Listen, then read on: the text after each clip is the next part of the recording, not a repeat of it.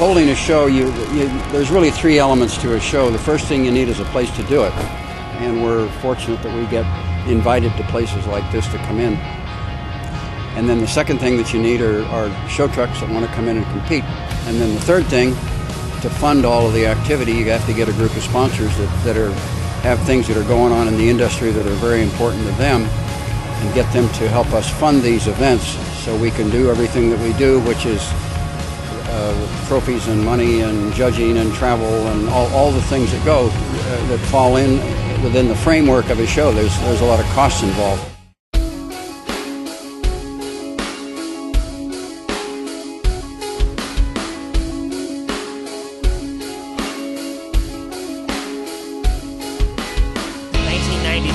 Peterbilt EXHD.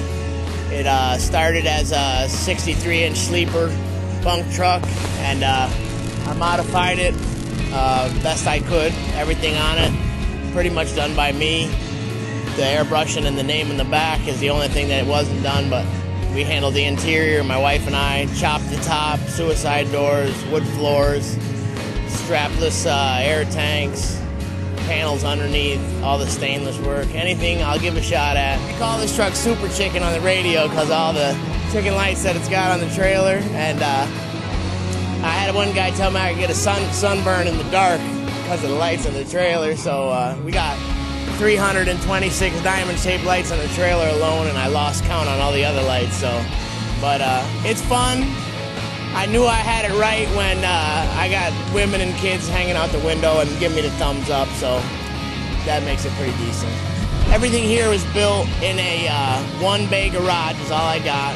60 feet long, it's got 11-foot ceilings. I can't even back into my garage without taking the stacks off of it. So it's all in-house.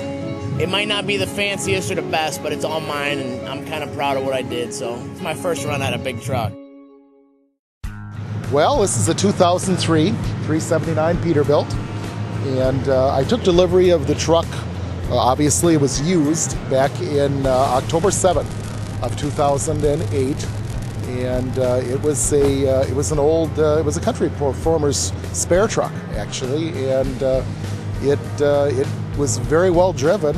It was nice and straight, but it needed some detail, and of course we ended up sanding it down right down to metal and repriming it and repainting it from front to back.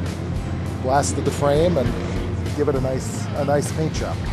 The radio has been built back into the console, but in a little different format. We added some gauges up overhead because I needed room on the dash. I'm going to be putting a GPS into the dash. There's a big space there that's open for a flat screen. Flush mount GPS, that's going to go in here hopefully in the next month or two. Amber turn signal to the front, red turn signal to the back. And it looks nice and it identifies. Of course, I've taken the turn signal off here and cleaned things up, but this looks incredible at night. Very visible during the day too.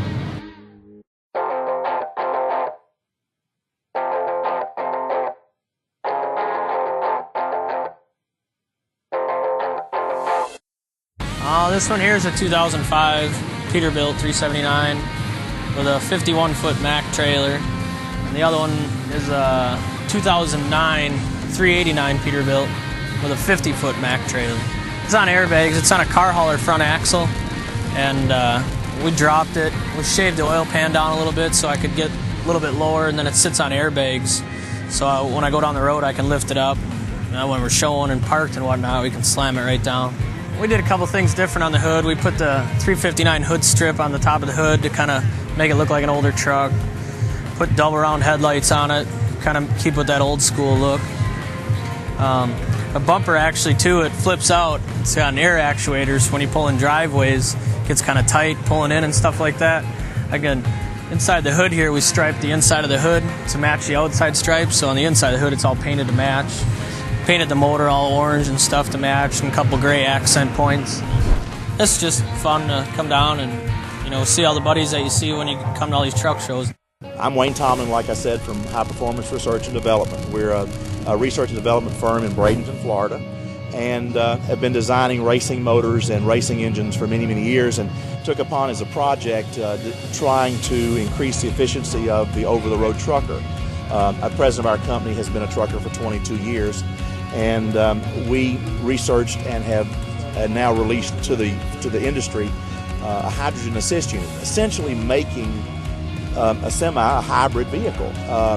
What this means to a trucker is a difference from an average of about 6 miles to a gallon to around 9. So it's a huge, huge difference for the efficiency of these trucks. Not only the fuel efficiency, but the emissions is virtually eliminated. The performance of the motor increases, the torque, the horsepower. But generally, how this works is the system is composed of a hydrogen generating unit.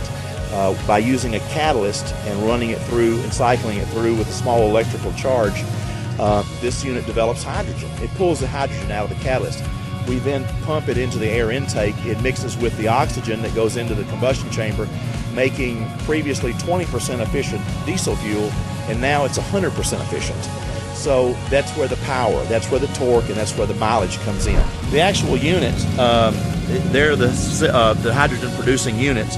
That is the storage cell above it that holds the catalyst. It's recirculated through the hydrogen cell, and the hydrogen is pumped off and pumped into the air intake. An 87 Peterbilt, 379. We built it in 99. It was a wreck truck that we took and built. It was his short hood day cab. Made it into extended hood, stand-up sleeper the first time, stretched it to 300-inch wheelbase.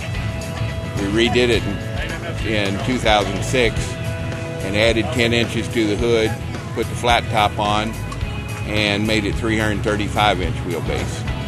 Caterpillar, B model cat, 4 1/4. Well, probably a little more than 4 1/4, but that's what it's supposed to be. It's got 15 speed on 2 sticks. The second stick does high and low and deep reduction.